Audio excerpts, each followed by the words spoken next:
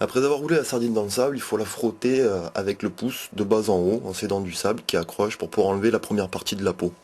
Ça se fait assez facilement, il n'y a pas de souci. Pour le second flanc, vous l'attrapez par l'épine dorsale, vous tirez l'épine en même temps que tout le reste de la peau, il y a tout qui vient tout seul.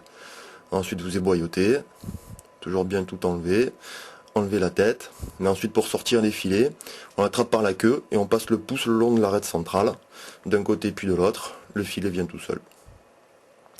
Une fois que vous avez préparé à peu près 500 grammes à 1 kg de sardines, que tous les filets sont prêts, on va pouvoir y incorporer le sable.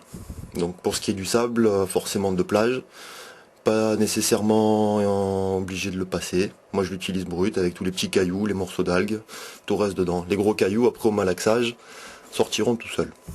Au niveau du volume, il faut en mettre à peu près autant que ce qu'il y avait de filets de sardines. Et ensuite, vous pouvez commencer à malaxer sans forcément être un sauvage sur les filets de sardines. S'il reste quelques morceaux enfin, ça peut être pas trop mal. C'est pas une obligation. Voilà, la pâte doit finir à peu près homogène, avec quelques morceaux dedans. Elle doit être grasse, encore à ce stade-là. N'hésitez pas à rajouter du sable si elle est vraiment trop grasse et que vous sentez qu'après avec le liant, vous n'allez pas pouvoir la terminer comme il faut. Voilà, on commence à avoir une pâte qui est pas trop mal. Il faut savoir que le sable va être très utile en action de pêche puisqu'il va permettre à la pelote de bien descendre. Plus il y a de sable, plus ça descendra vite. Au mieux on sentira les touches au toucher. Voilà, il faut qu'elle soit un petit peu filandreuse. Rien de particulier. Pour la semoule, donc semoule de blé dur fine, par défaut.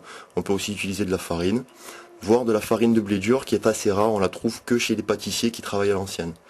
Beaucoup pensent que la farine de blé dur est très courante, mais en fait c'est pas vrai. C'est une farine qui est exclusivement réservée aux professionnels, on la trouve pas dans le commerce. Donc je vais vous laisser à peu près en temps réel toutes les fois où j'ai rajouté de la semoule de blé dur pour que vous ayez une idée du dosage. Il faut savoir que là il y en aura pas mal de semoule par rapport à d'habitude parce que les sardines ont été congelées. Donc beaucoup d'eau, et pour pouvoir absorber un petit peu l'eau, plutôt que de mettre trop de sable et d'abaisser la densité de sardines, j'ai préféré rajouter un petit peu plus de liant. Voilà, la pâte commence à être pas trop mal. On peut commencer à faire des boulettes qui sont à peu près homogènes et qui tiennent bien, qui vont bien tenir à l'hameçon.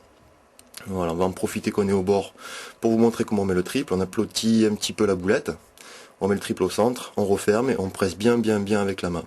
Ensuite, il faut vérifier qu'il n'y ait pas de déchets qui soient restés sur le bas de ligne. Le poisson n'aime pas trop. Voilà, c'est prêt.